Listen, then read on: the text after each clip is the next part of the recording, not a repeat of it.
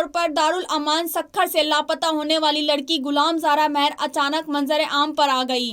سکھر کے دارالامان سے 1 ماہ قبل لاپتہ ہونے والی لڑکی غلام زہرا بازیاب ہو گئی ہے، جبکہ غلام زہرا کا شوہر غلام مرتضیٰ شیخ بھی گرفتار ہو چکا ہے۔ بازیابی کے بعد غلام زہرا مہر نے خواتین کے سماجی تنظیم کی رہنما کے ہمراہ سکھر پریس کلب میں کانفرنس کے دوران بتایا کہ میں خود دارالامان سے فرار ہوئی تھی۔ مجھے ڈرایا گیا کہ تمہیں 5 سال کی سزا ہو سکتی ہے۔ دارالامان میں پناہ لینے والی صفیہ خاتون کی مدد سے فرار ہوئی تھی۔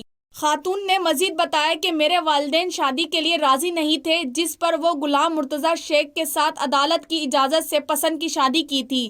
میرا شوہر بے گناہ ہے، اسے چھوڑ دیا جائے گا، عدالت میں بیان دوں گی۔ خاتون کا مزید کہنا تھا کہ اگر والدین عدالت میں نقصان نہ پہنچانے کا لکھ کر دیں تو میں ان کے ساتھ جاؤں گی۔ دوسری جانب خواتین کی سماجی تنظیم کی رہنما شائستہ کھوسو نے بالاحکام سے نوٹس لے کر خاتون اور اس کے شوہر کو انصاف و تحفظ فراہم کرنے کا بھی مطالبہ کیا اور اپنے مکمل تعاون کی یقین دہانی کرائی۔